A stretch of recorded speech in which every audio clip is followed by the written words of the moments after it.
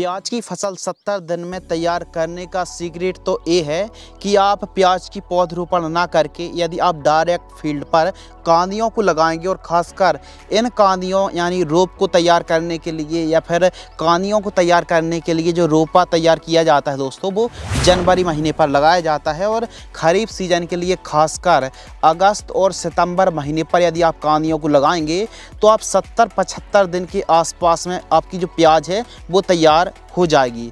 यानी जब बहुत ज़्यादा बरसात होती है और पौध तैयार नहीं हो पाता है, उस समय यदि हम डायरेक्ट कांदियों को अगस्त सितंबर महीने पर लगा देते हैं तो जो प्याज है वो बहुत जल्दी ग्रो ले लेती है, बहुत जल्दी से विकास कर जाती है, कंद का साइज़ भी काफ़ी अच्छा आता है। तो इस प्रकार यदि आप 1 एकड़ में आप कांदियों को लगा रहे हैं तो 6 क्विंटल से लेकर 8 क्विंटल 1 एकड़ में आपको कांदियों की ज़रूरत पड़ेगी। और कांदी आप घर में भी तैयार कर सकते हैं, जो छोटे टाइप के ट्यूबर हैं। तो 1 एकड़ में कांदी तैयार करने के लिए दोस्तों आपको तकरीबन 3 से 3.5 किलोग्राम सीड्स की रिक्वायरमेंट पड़ेगी। तो इस प्रकार भी हमारे किसान भाई खेती करके और जो समय आपको 120 दिन के आसपास का लगेगा तो वह लगभग 70-80 दिन में एकदम प्याज मार्केट में चली जाती है। और दीपावली आते आते जो रेट है वो नए प्याज की काफ़ी अच्छे मिलने के पूरे आसार रहते हैं। लेकिन विधि कोई भी हो, आपको बेड विधि मेड़ बनाकर ही आपको प्याज की खेती करनी चाहिए। तो ये जानकारी भी आपको मिलेगी। प्लस आपको रबी सीजन में प्याज का जो कंद है उसकी चमक, साइज, शेप, क्वालिटी और ज़्यादा उत्पादन निकालने के लिए आपको कौन सी वैरायटी का चुनाव करना चाहिए। थ्रिप्स, जलेबी रोग, पर्पल ब्लॉच और खासकर कुछ गिनी चुनी जो बीमारी आती हैं दोस्तों, प्याज के कंद को, प्याज की फसल को बर्बाद करने की पूरी कोशिश रहती है। तो इस वीडियो के माध्यम से प्याज की फसल पर लगने वाली बीमारी, उनका समाधान, इलाज और खासकर जो सबसे बड़ा जो टॉपिक है ना, न्यूट्रिशन, कि हमको बुआई के समय कौन सी खादों का प्रयोग करना चाहिए, इस वीडियो के माध्यम से हम बात करेंगे विस्तृत में जानकारी, संपूर्ण टॉपिक को ध्यान में रख के। तो कैसे आप कंद का विकास कर पाएंगे, इसके लिए एक सीक्रेट आपको फॉर्मूलेशन साझा करने वाले हैं ताकि आप भी प्याज की फसल से एक अच्छी उपज, एक अच्छा उत्पादन निकाल सकें। तो सबसे पहले दोस्तों बात करते हैं बेसल डोज। यानी जब आप खेत की तैयारी कर रहे हों उसी समय यदि आप ठीक तरीके से खेत की तैयारी कराते हैं, 1 से 2 बार कल्टीवेटर चलवाइए। मिट्टी जितनी ज़्यादा भुरभुरी रहेगी, मेड़ बनाने में, वेड बनाने में उतनी ही आसानी होने वाली है दोस्तों। तो खेत की आप जब तैयारी कर रहे हो तो न केवल खेत में भुरभुरी मिट्टी होनी चाहिए, पाट लगाकर खेत को एकदम समतल कराएं, उत्तम जल निकास का प्रबंध होना चाहिए और मिट्टी खासकर अच्छे से बारीक कर लीजिए। जब आप खेत की तैयारी कर रहे हों तो उस समय जो खाद है, खासकर मुख्य पोषक तत्व nitrogen, phosphorus, potassium, sulphur, calcium, इन पोषक तत्वों की यदि आप पूर्ति करेंगे, यकीन मानिए दोस्तों, आप लिख कर रख लीजिए कि आपकी जो पैदावार है उसको मतलब कोई नहीं घटा सकता। तो कौन कौन सी खादों का प्रयोग करना चाहिए, आइए समझते हैं। जानकारी प्रति एकड़ की दर से साझा करेंगे। और 1 एकड़ में जो आपको खाद लेना है 1846 DAP आपको 50 किलोग्राम लेना है। जी हाँ दोस्तों, SSP सिंगल सुपर फास्फेट और उर्वरक खाद जो दानेदार फार्म वाली आती है 50 किलोग्राम लेना है। और इसके साथ MOP म्यूरेट ऑफ पोटास 60% वाली 25 किलोग्राम लेना है। और जी हाँ दोस्तों, इसके साथ आपको मिक्स करना है यूरिया खाद केवल 20 किलोग्राम। और आप जिप्सम का प्रयोग जरूर करें। प्याज की फसल पर ज़्यादा से ज़्यादा सल्फर की आपूर्ति करेंगे। और पूरी दुनिया पर मार्केट पर सबसे सस्ते पर यदि सल्फर कहीं है तो वो है जिप्सम में। तो बहुत ही सस्ते दाम में जिप्सम आ जाती है। 1 एकड़ में आपको 25 किलोग्राम कम से कम प्रयोग करना बहुत सस्ता है। और कहीं कहीं पर वाइट ग्रब की, सफ़ेद लट की समस्या देखने के लिए मिलती है तो आप कार्बोफ्यूरान, क्लोरपाइरिफास या फिर रीजेंट ले लीजिए 3 किलोग्राम। इन सभी को ठीक तरीके से मिक्स करना है। और कहीं आपके पास सस्ते में आसपास गोबर की खाद, सड़ी पकी हुई गोबर की खाद है तो उसको भी आप 1 से 2 ट्रॉली पूरे खेत में बिखेर दीजिए। इन सभी खादों को जो हमने नाम बदलाए हैं, इन खादों को मिक्स करके 1 एकड़ में आपको दे देना है। उसके बाद मिट्टी अच्छी भुरभुरी होगी तो उसके बाद आपको हल्की बेड बनाइए। और एक बेड पर आपको डबल लाइन पर रोपण करना चाहिए। आपको वेड से वेड की दूरी यानी मेड़ से मेड़ की दूरी दोस्तों आपको रखना है 16 इंच से लेकर 18 इंच। और जब आप पौधरोपण करें तो उस समय प्लांट से प्लांट की जो दूरी है वो 4 इंच आपको रखनी चाहिए। एक बेड पर डबल लाइन मेड़ के थोड़ा सा 4 आंगुल ऊपर आपको पौधरोपण करना चाहिए। और जितनी छोटी छोटी आप क्यारियाँ रखेंगे, एक एकड़ को जितने भागों में आप डिवाइड करेंगे सिंचाई करने में, उतनी ही आपको आसानी होने वाली है। तो इस प्रकार आपको बुआई के समय यानी रोपण के समय आपको खाद देना चाहिए। इसके अलावा सबसे ज़्यादा ज़रूरी है वैरायटी यानी किस्में। तो देखिए, रबी सीजन के लिए पंचगंगा जो वैरायटी दोस्तों सर्वोपरि है, अच्छा उत्पादन देखने के लिए इस किस्म का मिलता है। एलोरा चाइना किंग को आप लगा सकते हैं और एलोरा गुलाबी को भी आप लगा सकते हैं। प्रशांत फुरसुंगी को भी आप लगा सकते हैं। इन किस्मों को आप लगाएं, अच्छा उत्पादन आपको देखने के लिए मिलेगा। और जो प्याज की स्टोरेज है उसकी मतलब गुणवत्ता बढ़ाने के लिए या फिर क्वालिटी है वो प्रभावित ना हो, फंगस ना लगे, या फिर जो छिलका है वो मजबूत करने के लिए कुछ ज़रूरी बातें आपके साथ साझा करेंगे। तो इस वीडियो को स्किप नहीं करना है, वीडियो को पूरा देखना है। 1 एकड़ में 3 किलोग्राम से लेकर 3.5 किलोग्राम सीड्स की रिक्वायरमेंट पड़ेगी। यानी आप पौधे तैयार भी कर रहे हैं रोपा, तो आप रबी सीजन पर अक्टूबर महीने से लेकर नवंबर के मध्य आपको पौधरोपण कर देना चाहिए। और रोपण तैयार करने के लिए, पौध तैयार करने के लिए कम से कम दोस्तों आपको 40 से 45 दिन के आसपास का समय चाहिए।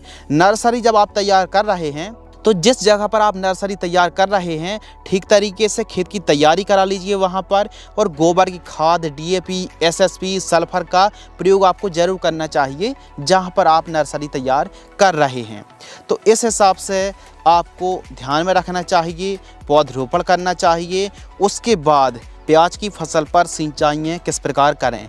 तो प्याज की फसल पर जो आप चौपाई कर रहे हैं, रोपण कर रहे हैं, तो रोपण करने के बाद अच्छे तरीके से आपको सिंचाई करनी चाहिए। हल्की हल्की सिंचाई करें। देखिए, प्याज की फसल पर मध्यम सिंचाई की आवश्यकता होती है। यानी सिंचाई तो आपको प्रॉपर करना है, लेकिन हल्की हल्की आप सिंचाई करेंगे तो जो वाटर मैनेजमेंट है, जो पौधा न्यूट्रिशियन को अपटेक करता है, वो बहुत अव्वल तरीके से करता है। तो न्यूट्रिशियन को अच्छे से अपटेक कर पाए तो प्रॉपर न्यूट्रिशियन की पूर्ति करिए, प्रॉपर खाद दवाइयों के साथ साथ आप समय समय पर हल्की सिंचाई करिए, पैदावार अच्छी बढ़ेगी। जो अगला टॉपिक है स्प्रेइंग शेड्यूल। तो देखिए, हमारी प्याज की फसल पर कुछ ऐसी गिनी चुनी बीमारी होती हैं जो काफ़ी ज़्यादा क्वालिटी को, उपज को प्रभावित करती हैं।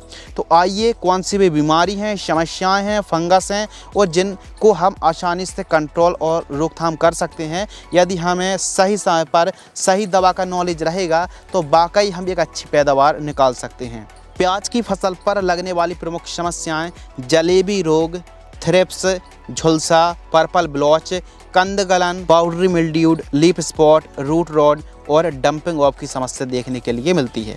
और भी जो आप साइट पर फोटो देख रहे हैं, यह समस्याएं आम हैं, लेकिन जो हमने नाम बताए हैं यह रेयर समस्याएं हैं। और इनका उपचार, इलाज के लिए दोस्तों सीधा स्प्रेइंग शेड्यूल साझा करते हैं।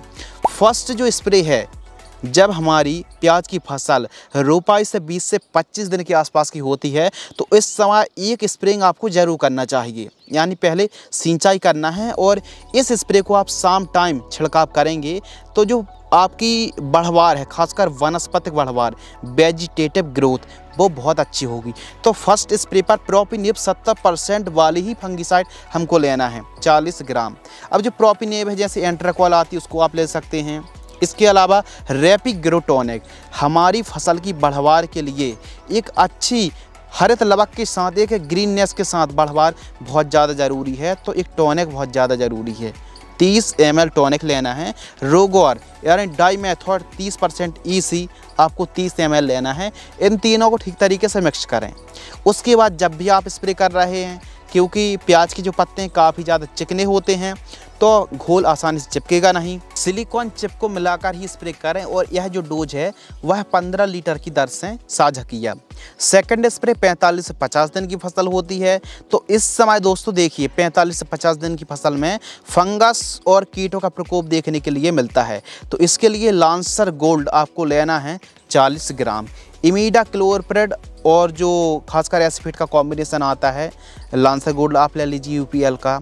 रोको फंगिसाइड थायोफेनेट मिथाइल 40 ग्राम और सिलिकॉन पाउडर मिलाने के कुछ अलग ही रिजल्ट आते हैं। सिलिकॉन पाउडर 50 ग्राम। इन तीनों को मिक्स करके सिलिकॉन चिप को मिलाकर स्प्रे करें 15 लीटर की दर से। और जब हम तीसरा स्प्रे अपनी फसल पर छिड़काव करेंगे, थर्ड स्प्रे, तो थ्रिप्स का प्रकोप हो चुका होगा और काफ़ी कीटों फंगस का प्रकोप कुछ ज़्यादा ही देखने के लिए मिलता है। ऊपर से सूखने की समस्याएं आने लगती हैं। तो 65 से 70 दिन के आसपास की फसल होती है तो टेबुकोनजोल 50% और ट्राइफ्लॉक्सीस्ट्रोबिन 25%, जो कि WG फॉर्म में आती है 12 ग्राम, यानी नेटिवो आप ले लीजिए, या फिर जॉक्सीस्ट्रोबिन 18.2% और डिफेनकोनजोल 11.4% SC 20 ml। जैसे एमिस्टार टॉप फंगिसाइड आती है, नेटिवो को या फिर एमिस्टार टॉप फंगिसाइड, दोनों में से कोई एक को ही लेना है। और इसके साथ एक थ्रिप्स के लिए और कीटों के लिए कंट्रोल के लिए स्पाइनोटोरम 11.7% SC जैसे डेलीगेट आती है या फिर लार्गो 20 ml ले लीजिए। और घरडा की पुलिस आपको लेना है 10 ग्राम, सिलिकॉन चिप को 5 ml।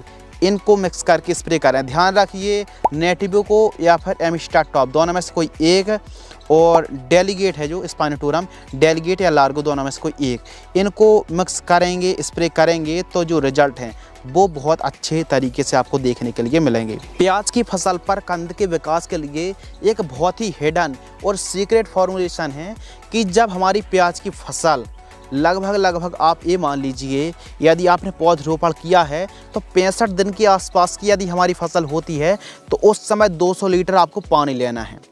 और उसके साथ आपको पेक्लोबुटराजोल जो 23% SC आती है 80 ml लेना है। 2 किलोग्राम गन्ने का गुड़, एकदम पुराना से पुराना गन्ने का गुड़ आपको ले लेना है।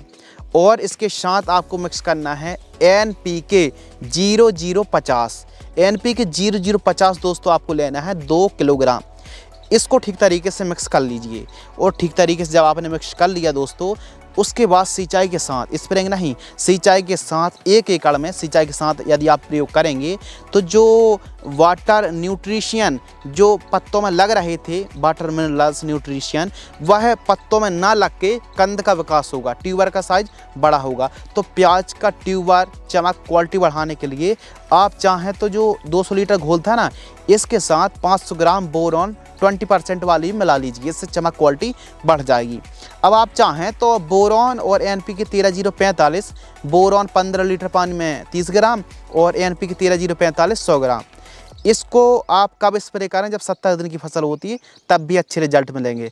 लेकिन पेक्लोबुटराजोल को स्प्रे ना करके यदि आप सॉइल एप्लीकेशन से चलाएंगे तो फिर रिजल्ट भी भरपूर पाएंगे। तो इस हिसाब से आपको ज़रूरी काम करने चाहिए।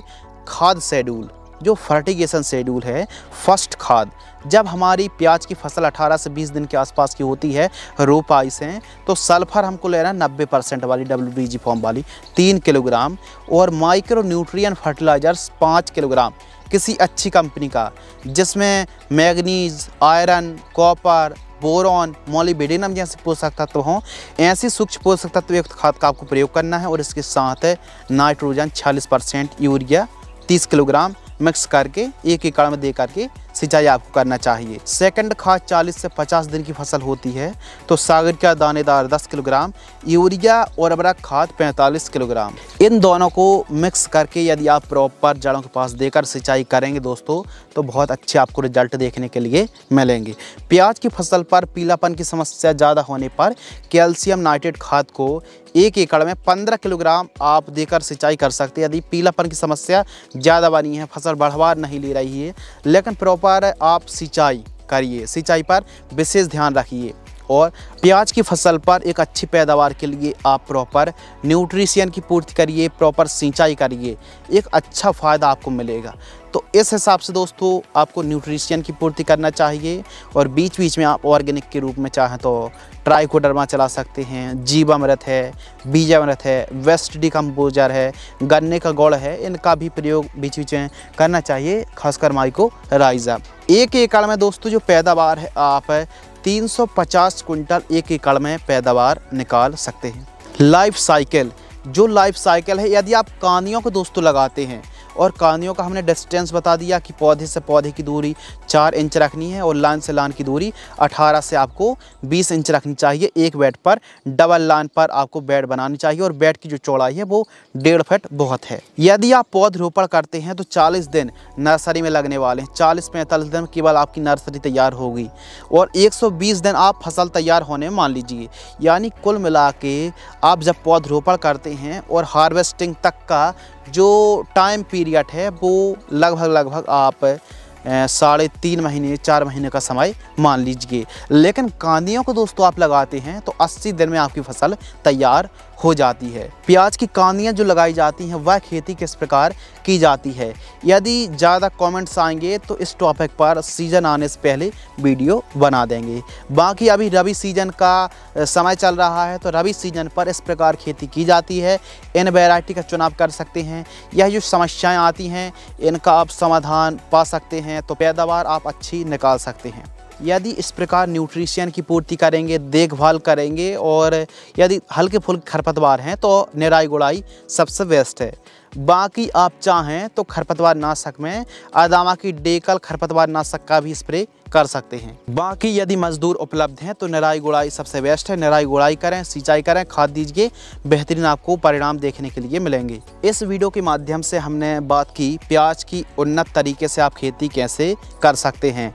एक अच्छा उत्पादन के लिए इन कामों को फॉलो करेंगे तो कहीं ना कहीं जो आप परंपरागत तरीके से खेती करते आ रहे हैं, मेड़ विधि से, बेड विधि से खेती करके देखिए, प्रॉपर न्यूट्रिशन की पूर्ति करिए। प्रॉपर फंगस लगने पर दोस्तों यदि आप फंगीसाइड का स्प्रे करेंगे तो बहुत अच्छे आपको रिजल्ट मिलेंगे। यदि आपको यह वीडियो पसंद आती है तो वीडियो को लाइक करें। बहुत बहुत आपका धन्यवाद, शुक्रिया।